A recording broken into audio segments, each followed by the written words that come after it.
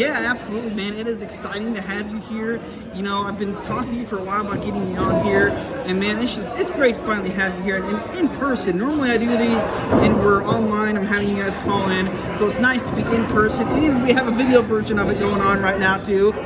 So that's an exciting addition. Head over to the YouTube page to check that out. But man, what was it that made you want to get into this? What was it that you said, I want to get beat up for a living? Well, here, I'll tell you, actually, I was getting beat up to start with.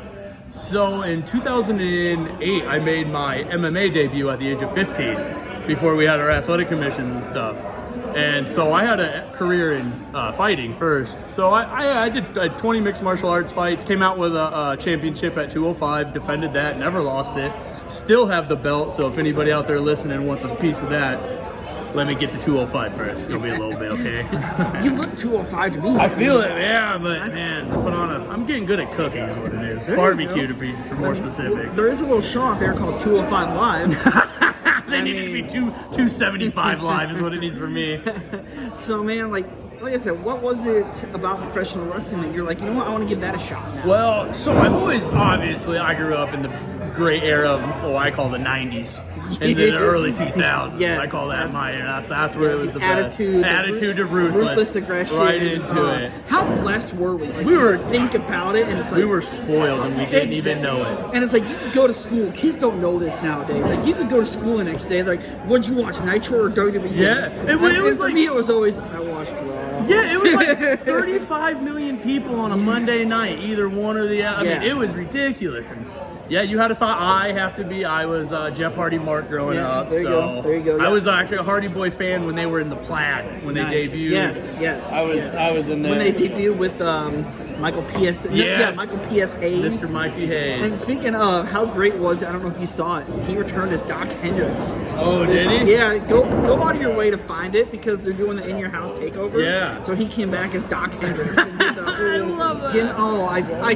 popped huge. I was like, oh my God, that's amazing. That MMA stuff lately has been really hot for me. All the matchups. All right, but this isn't MMA. This is wrestling. I will tell you though, you know, I'm kind of trying to get my way back into MMA. I found out on ESPN Plus they have all the Ultimate Fighter seasons. Started from the very beginning. I was huge. I never watched the first season. I think the first season I watched was when Ortiz and Shamrock were the coaches. Oh, so I think that was season 2. Yes.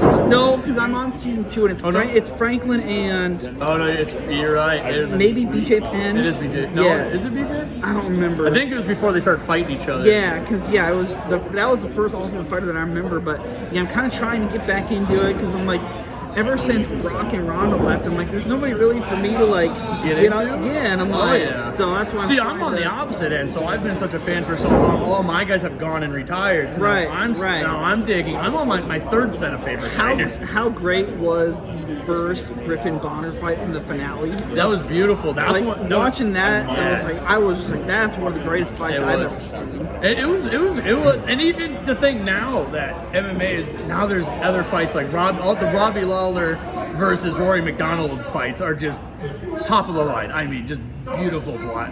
So great fights. Edit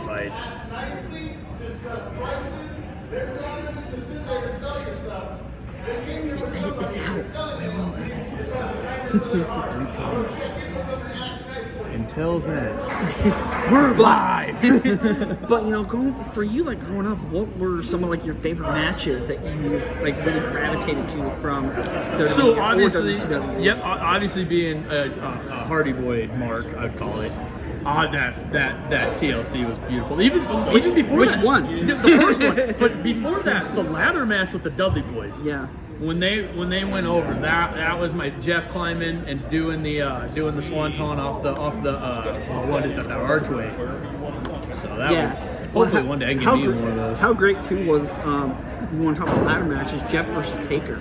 Like I remember that Monday night. That was a Monday when I remember watching Tommy Dreamer get the throw up thrown on him by Taker, and then the crowd exploded. You knew somebody's coming out.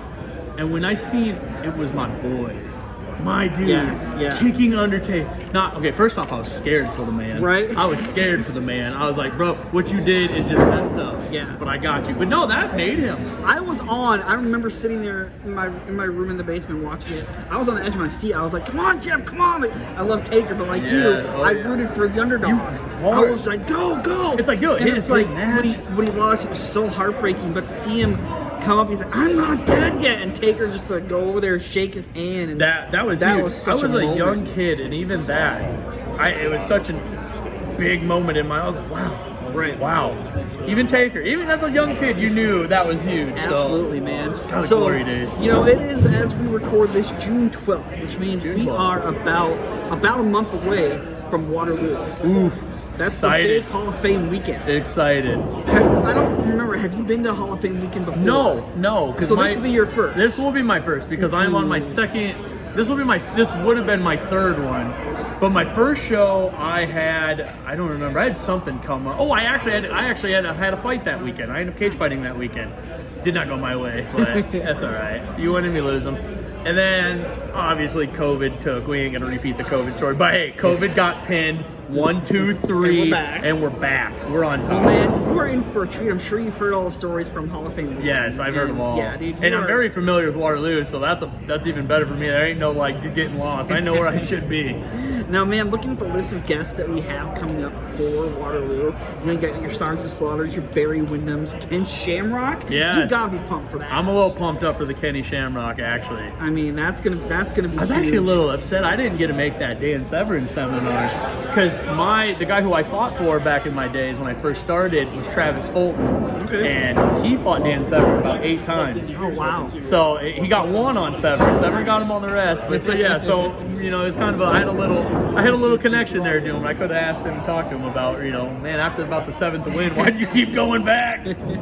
So after you've been doing this for a little while now, is there a moment for you so far? Obviously, besides the Zach Grigg Memorial Battle Royal, the best one I've got so far. Let's start with that has stuck out for you as like a really cool moment that you've been able to be a part of. I mean, yeah, the one is it kind of tore me apart because obviously I didn't come home with that vault title, but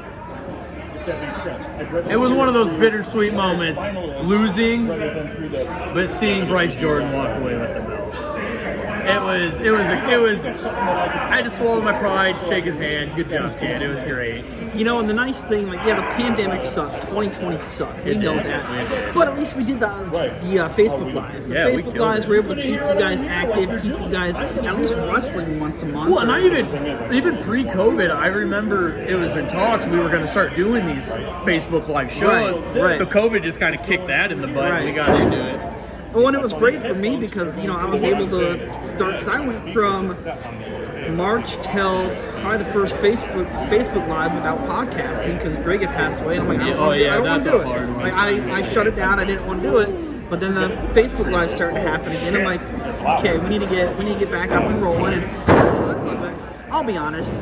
I don't really like talking about the national scene all that much. There's so many podcasts out there that already discuss it. I'm like, you don't need another podcast to talk about the scene. Like it's not needed. Is this who? Look, do we got a Matthew Starr sitting next to us?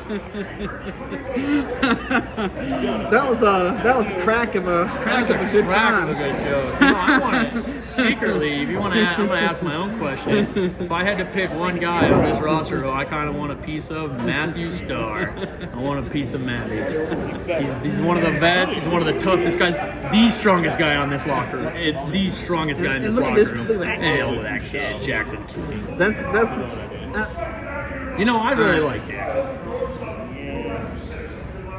All right, I think we're going to go ahead and wrap it up because it sounds like you guys are getting some instructions here. So we're going to go ahead and wrap it up for now. But hey, thanks for joining me, man. I appreciate it, brother. Once again. All right, buddy. Thanks. Enjoy the show tonight. And everybody that shows up to watch me take out one Mr. Cody Pew Pew Lee. There you go, man. All right, thanks buddy. Brother.